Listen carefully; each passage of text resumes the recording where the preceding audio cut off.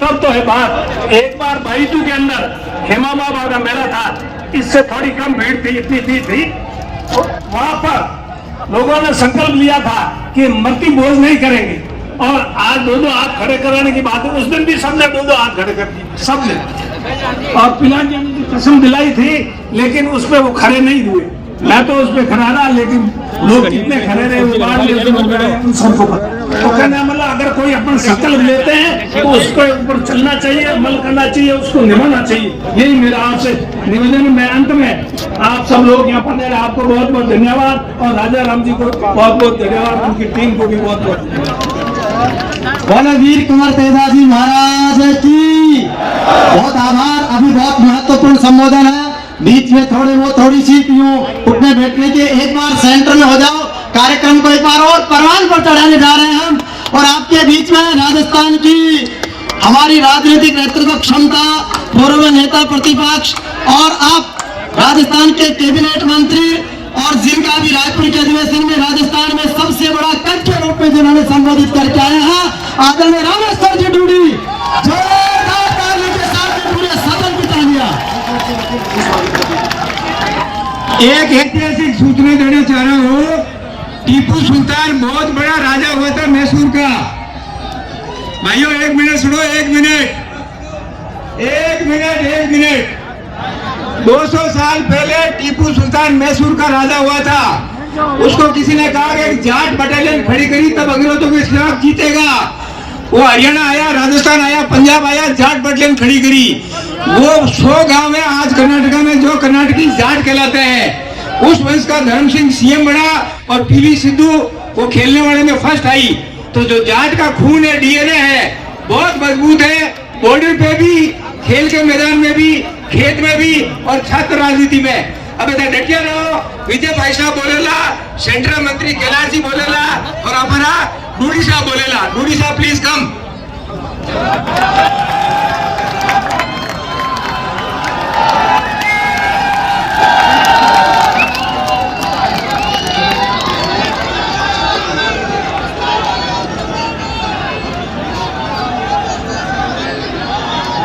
बोले वीर तेजाजी महाराज की।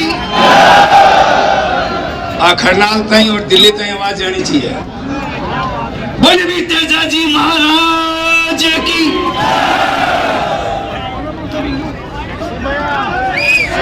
आज इस जाट महाकुंभ में हमारे बीच में मंच पर विराजमान सभी हमारे समाज के नेतागण, विराजे हुए सभी समाज के संतगण, और पूरे राजस्थान से आए हुए, कोने से आए हुए मेरे जाट सरदारों, एक सच्ची, एक सरल, एक स्पष्टवादी, मेहनतकश और वफादार कौम के सरदारों, मेरे युवा साथियों, भाइयों, बच्चों, बहनों और माता, और मेरे बुजुर्गों, पूर्व वक्ताओं ने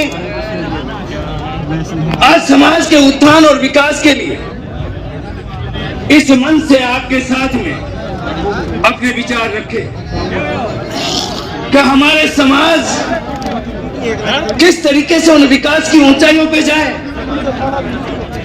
किस तरीके से हम एकता और संगठन से वो काम करें जिसे एक ठाणी के अंदर बैठा हुआ हमारा जो परिवार, हमारा जो जाट कौम का जो है एक परिवार, वो किस तरीके से मजबूत और सशक्त। हमें इस बात पे चिंता करना। आज समय आ गया। मेरे साथ पिछले 35 साल से युद्धवीर जी चौधरी हो चाहे राकेश जी टिकैत हो, वो भी मंच पर विराजमान है। मैं सब लोगों को बहुत बहुत बधाई देना चाहता हूँ, और सामने आए हुए मेरे मित्र, दोस्त, माताएं, बहनें, जो लोग आए हैं, मैं उनको बहुत बहुत बधाई देता हूँ कि आप लोगों ने जाट महाकुंभ के अंदर एक शान मान का एक पैगाम देने के लिए ये बात आपने यहाँ तक सोची, समझी और यहाँ आप आए हैं, आप सब बहुत बहुत बधाई के पात्र हैं।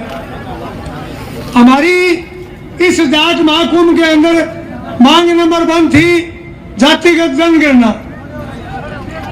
जो जातिगत जनगणना का कारण क्या है, हमारी कौम की है 22-23%, लोग गिनते हैं 11-12%, ओबीसी की है 55-56%, ये गिनते हैं 41-42%। इसलिए जातिगत गिनती के बगैर ये समाज आगे बढ़ने के अंदर प्रॉब्लम आने लगी।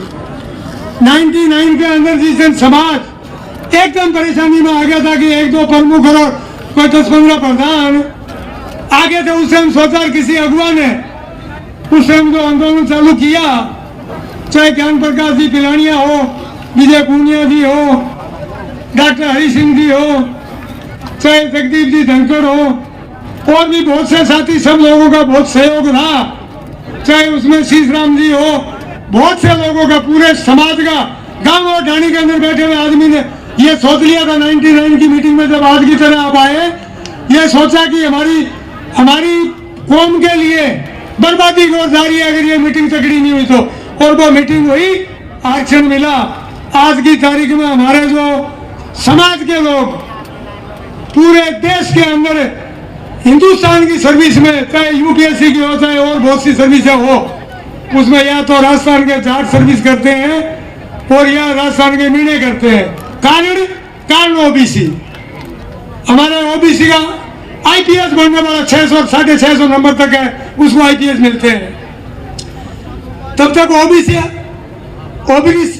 जो आज 21% है और वो पूरी नहीं हो पा रही है। उसके अंदर एक रूल 96 का जो रूल 15 था, उसकी समस्या थी, वो अब हमारे खत्म करी, बड़ी मुश्किल से उसको खत्म कराया। एक रूल 18 का आया, वो भी हमने खत्म किया। जो एक्ट में इनको हमारे बीच में डाल रहे थे, 36% में एक भी एक्ट में नहीं आता था, आज वो 6.5% उसमें आ रहे हैं। ओबीसी वर्ग में बांटने वाला कोई नहीं, आयोग जो दिल्ली में बना हुआ है, हम चाहते हैं सड़क संपत्ति से उसको खत्म करें। इसको डिवाइडेशन जब तक नहीं करें, जब तक ओबीसी ये जातिगत गणना देश में नहीं हो जाए, तब तक नहीं करें। किसानों का फसला में एमएसपी मिले, ये बहुत जरूरी है। किसान परेशान है, जिस दिन खेती करता है और फसल बोता है उस दिन भाव कुछ है, जिस दिन फसल बेचने के लिए जाते हैं उस दिन बड़ी भारी परेशानी खड़ी होती है। केंद्र और अन्य राज्यों में, केंद्र में अन्य राज्यों में जो आज राजस्थान की पोजीशन है, चाहे हमें केंद्र में भी है, राज्य में भी है, ये स्थिति पूरे जाट समाज के लिए, सेंटर की सरकार हो चाहे स्टेटों की सरकार हो, ये पूरा आरक्षण हमारी आज पोजीशन है, उस पोजीशन में जाट समाज को हिंदुस्तान में लेके आओगे। ये अग्निवीर और अग्निपथ जो स्कीम आई है, ये किसानों के बच्चों के लिए ठीक बात नहीं है। इससे फौज के अंदर कैपेसिटी घटेगी आपके और हमारे बच्चे। कारण क्या है कि आज भी फौज के अंदर चाहे 202 से 2.5 लाख लोग ये फौज घट गई, तो उसका अपने ही परिवारों के लोग हैं सारे, जिनकी एक परिवार का एक बच्चा मिलिट्री में है, उसका परिवार चल जाता है। राजस्थान में सरकारों की जिम्मेदारी है जाट समाज को जमीन आवंटन। बी तेजा जी और सूरजमल जी, महाराज सूरजमल जी के लिए हमारी यहाँ चौक बने, जयपुर के अंदर चौक भी बने उनके नाम से और उनकी मूर्तियां लगे। एक बात सबसे बड़ी तकलीफ देने वाली, एनएलयू जो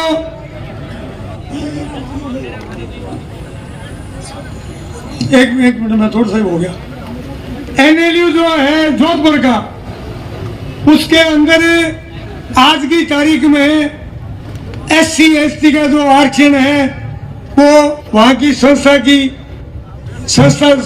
जो जिम्मेदारी है उन पे मर्सी पे है। ओबीसी का आरक्षण नहीं है। क्या ये राजस्थान की संस्था है तो 21 देवे, अगर हिंदुस्तान की मानते हो तो 27 देवे। हमारा आरक्षण क्यों खा गए? हमने 20 साल हो गए लड़ाई लड़ते हुए, कोई सरकार टस से मस नहीं होती।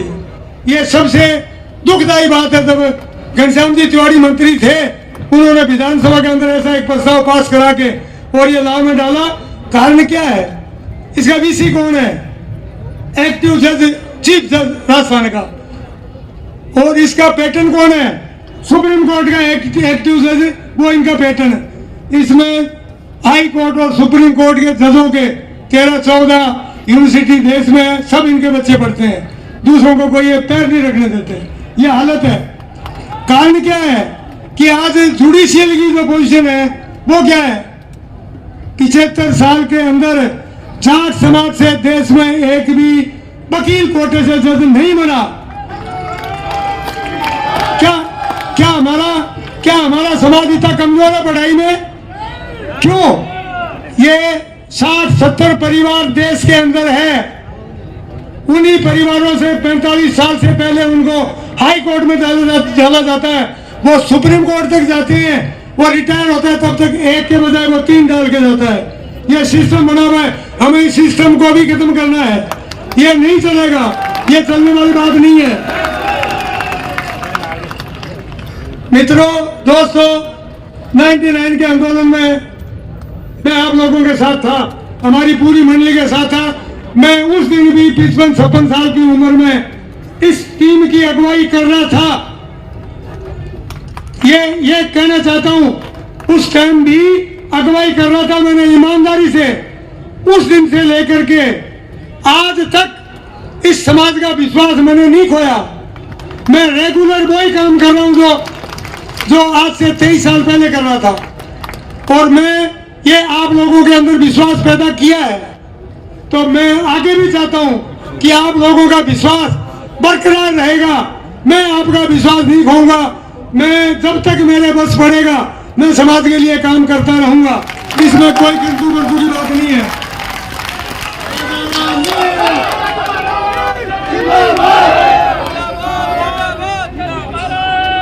ये मैं आखिरी बात आप लोगों को कहना चाहता हूं कि समय बहुत हो गया, बोलने वाले बहुत हैं। मैं ये कहना चाहता हूं कि हमारे समाज की सरकारों के अंदर भागीदारी बहुत कम है। उसका एग्जाम दे दूं एक मिनट में। दिल्ली सरकार में हमारे कोई जमाना था, नाथूराम जी मिर्जा, सीताराम जी ओला, बलराम जी जाखड़, नटवर सिंह जी जैसे बड़े बड़े मंत्री होते थे, हुंकरबाज थी। आज हमारे 2 मंत्री है, कोई राज्य मंत्री है। हमारे क्या दे रखे हमारे समाज को? वो की वो हालत। राजस्थान सरकार में भी मंत्री है, लेकिन मंत्रियों को इंडिपेंडेंट पावर, जैसे कोई जमाना था कुंभाराम जी आर्य जैसे कहते हैं, ए सुकारिया जी ऐसे नहीं होगा, ऐसे होगा। वो ताकत हमारी खत्म करने लगे, तब हमने जाट माकूम का एजेंडा रखा। समाज को गिनती में पावर, देखो पावर है सरकारों के पास।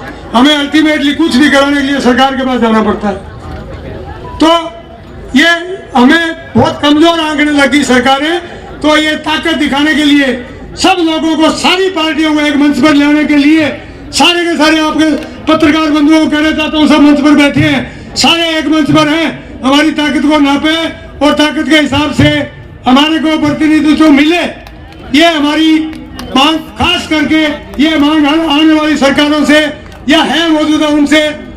ये आरक्षण जो 21% है, हमारी इमीडिएट मांग है कि इसको 27 करें।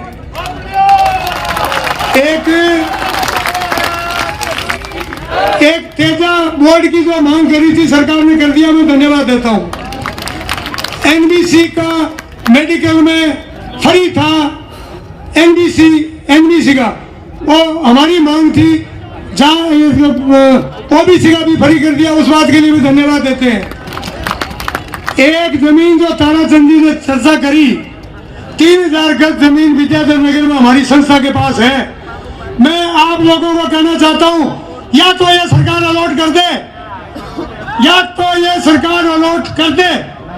और नहीं तो उसके ऊपर हमारा कब्जा होगा, नहीं तो कोई रोकने वाला नहीं। धन्यवाद। जय हिंद, राम राम साहब। बोलो तेजा जी महाराज की। हमें हमारी हमारी ताकत का कई बार गलत उपयोग करते हैं। तो मेरा समाज के बंधुओं से यही निवेदन है कि आज जो संकल्प पत्र यहाँ पढ़ा गया है आप उसको आत्मसात करें, उसके साथ चलें। हम यहाँ बहुत सारी बात कर रहे हैं, सेना में हमारी अब क्या स्थिति होने जा रही है वो भी आपसे छुपा हुआ नहीं है, उसके लिए भी हमको मेहनत करनी है। हमारी शिक्षा में हमको और आगे बढ़ना है। हमारे जो बंधु आगे बढ़ गए उनका ये दायित्व है कि वो एक परिवार को आगे बढ़ाने का संकल्प लें, उस परिवार को जो विकास की दौड़ में सबसे पीछे खड़ा है। होता ये है कि हम समाज के बलबूते पर आगे आते हैं और आगे आगे समाज को भूल जाते हैं। ये हमको नहीं करना चाहिए और हम अकेले अपने समाज के बलबूते पर आगे नहीं बढ़ सकते, चाहे वो राजनीतिक क्षेत्र हो चाहे आर्थिक